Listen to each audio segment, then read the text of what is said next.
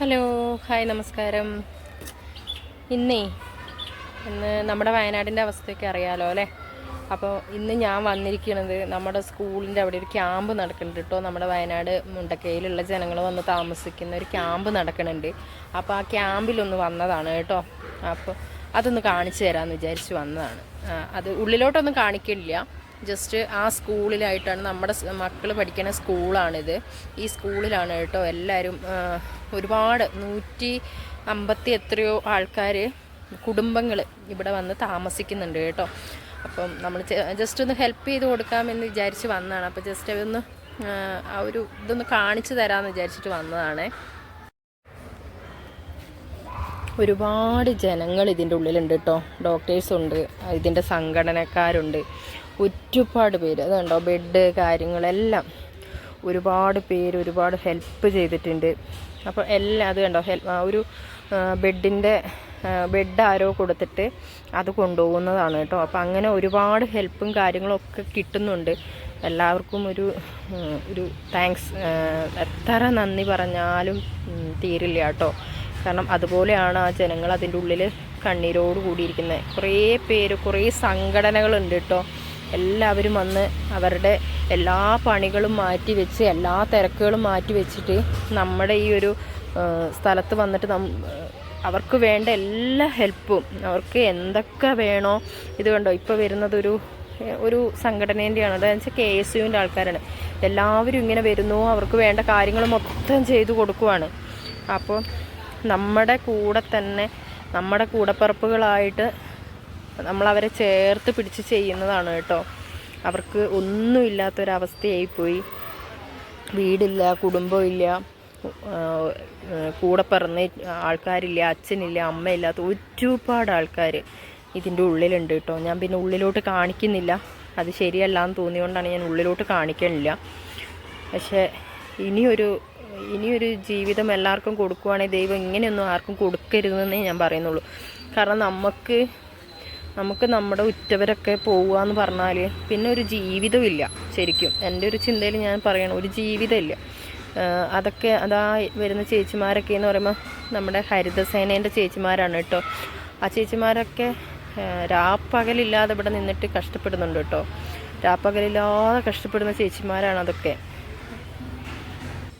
അതുപോലെ ഇതൊക്കെ ഓരോ സാധനങ്ങളും കൊണ്ട് ഹെൽപ്പ് ചെയ്യാൻ വേണ്ടി വന്നിരിക്കുന്നതാണ് കേട്ടോ. ഈ വണ്ടികളും കാര്യങ്ങളും ഒക്കെ നമ്മുടെ ടീച്ചേഴ്സാണേലും സാർമാരാണേലും എല്ലാവരും, ഡോക്ടേഴ്സ് അടക്കം നമ്മുടെ ചുറ്റുമുള്ളവർ മൊത്തം വരുന്നുണ്ട് കേട്ടോ. അവർക്ക് എന്തെങ്കിലും സഹായം വേണോ, അവർക്ക് എന്തെങ്കിലും ചെയ്തു കൊടുക്കണോ എന്നുള്ള ആ ഒറ്റൊരു മനസ്സാലെ എല്ലാവരും കയറി വരുന്നുണ്ട് കേട്ടോ. 150 കുടുംബത്തിന് മുകളിൽ ആൾക്കാർ നമ്മുടെ ഈ സ്കൂളിലുണ്ട്. ഒന്നുമില്ല, എന്താ പറയുക, ഇട്ട ഡ്രസ്സാലെ ആ ചെളിയിൽ നിന്ന് കയറ്റി കൊണ്ടുവന്നാണ് അവരെ. എല്ലാവരും നമ്മുടെ ഈ വീഡിയോ കാണുന്ന എല്ലാവർക്കും ഈ വയനാടിൻ്റെ ഒരു അവസ്ഥയ്ക്ക് വേണ്ടി പ്രാർത്ഥിക്കുക. അതേ നമുക്ക് ചെയ്യാൻ പറ്റുള്ളൂ. അപ്പോൾ എല്ലാവരും പ്രാർത്ഥിക്കുക, ചെയ്യാൻ പറ്റുന്ന സഹായങ്ങൾ മൊത്തവും ചെയ്യുക. നമുക്കതുകൊണ്ട് ഒരു നഷ്ടവും വരാൻ പോകുന്നില്ല. ചെയ്യാൻ പറ്റുന്ന സഹായങ്ങൾ മൊത്തം ചെയ്യുക. അതൊക്കെയാണ് കേട്ടോ എനിക്ക് പറയാനുള്ളത്. കാരണം അതുപോലെ ഇവിടെ കിടന്ന് കഷ്ടപ്പെടുന്ന ആൾക്കാരുണ്ട്. ഇതിൻ്റെ ബാക്കിലൊരു കിച്ചൺ ഉണ്ട്. നമ്മളിപ്പോൾ അവിടെ പോയിട്ടൊക്കെ വന്നാണ് പറ്റും പോലെയൊക്കെ ചെയ്തു കൊടുത്തു. എല്ലാവരും പച്ചക്കറിയായിട്ടും വെള്ളമായിട്ടും എന്ത് വേണം അത് എത്തിച്ചു കൊടുക്കാൻ ഇവിടെ ആൾക്കാരാണ് കേട്ടോ. ഏത് തരത്തിലുള്ള സഹായം വേണേലും എത്തിച്ചു കൊടുക്കാൻ ആൾക്കാരാണ് കേട്ടോ. അത് തന്നെ വലിയൊരു കാര്യമാണ്. എല്ലാ മനുഷ്യരും ചേർത്ത് പിടിക്കുന്നുണ്ടല്ലോ, അവരെ തള്ളി മാറ്റാതെ അവരെ ചേർത്ത് പിടിക്കുന്നുണ്ടല്ലോ. അത് തന്നെ വലിയൊരു സമാധാനപരമായ കാര്യമാണ് കേട്ടോ.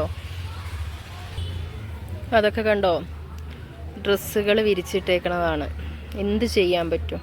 ഇന്നലെ വരെ, അല്ലെങ്കിൽ ഒരു 4 ദിവസം മുന്നേ വരെ എല്ലാവരും അവരവരുടെ വീട്ടിലെ രാജാക്കന്മാരായിരുന്നു കേട്ടോ. ഇപ്പം ഈ വീടുകളിൽ, ഇപ്പം ഈ സ്കൂളുകളിൽ താമസിക്കുന്ന ഓരോരുത്തരും അവരവരുടെ വീട്ടിലെ രാജാക്കന്മാരും റാണിമാരൊക്കെ ആയിരുന്നു. പക്ഷെ ഇപ്പം അവർക്ക് ഒന്നുമില്ലാത്തൊരവസ്ഥയായി. ഒന്നുമില്ല. ഒന്നേന്ന് തുടങ്ങണം. ഒന്നേന്ന് മുതൽ A to Z കാര്യങ്ങൾ അവർക്ക് തുടങ്ങണം. അവർക്ക് ഇനിയിപ്പോൾ എല്ലാവരും വീട് വെച്ച് കൊടുക്കുക പറയുന്നുണ്ട്, സ്ഥലം കൊടുക്കുക എന്ന് പറയുന്നുണ്ട്, വേണ്ട കാര്യങ്ങളെല്ലാം ചെയ്തു കൊടുക്കുക എന്ന് പറഞ്ഞാലും നമുക്ക് കിട്ടുന്നതിൽ ഏറ്റവും വലിയ സന്തോഷമാണ്. എങ്കിൽ പോലും നമുക്ക് കഴിഞ്ഞത് ഒരു മുട്ടുസൂചിയാണ് പോയതെങ്കിലും നമുക്കതൊരു വിഷമം തന്നെയായിരിക്കും എക്കാലവും.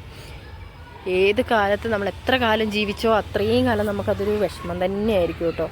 പക്ഷേ ഇപ്പോൾ ഓക്കെ, നമ്മൾ എന്താ പറയുക, എല്ലാവരെ കൊണ്ടും പറ്റുന്ന രീതിക്ക് ഹെൽപ്പ് ചെയ്യുന്നുണ്ട്.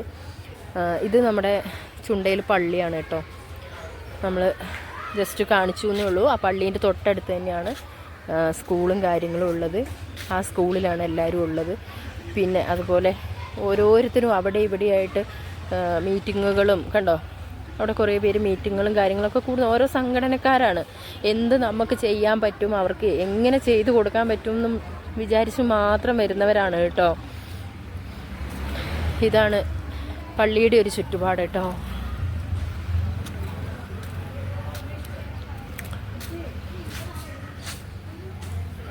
ഹായ് പറ. നമ്മുടെ അപർണ.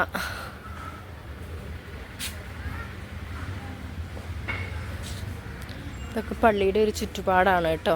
ഞാൻ ജസ്റ്റ് ഒന്ന് കാണിച്ചു എന്നേ ഉള്ളൂ.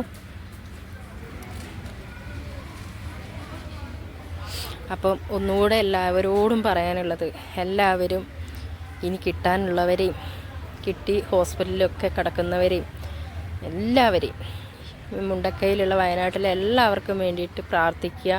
പറ്റും പോലെ സഹായം എല്ലാവർക്കും ആർക്കെങ്കിലുമൊക്കെ എത്തിച്ചു കൊടുക്കാൻ പറ്റുമെന്നുണ്ടെങ്കിൽ എത്തിച്ചു കൊടുക്കുക കേട്ടോ. അപ്പം എല്ലാവരും വീഡിയോ കണ്ട് ഇഷ്ടപ്പെടുകയാണെന്നുണ്ടെങ്കിൽ ലൈക്ക് ചെയ്യുക, ഷെയർ ചെയ്യുക, സബ്സ്ക്രൈബ് ചെയ്യുക. Thank you.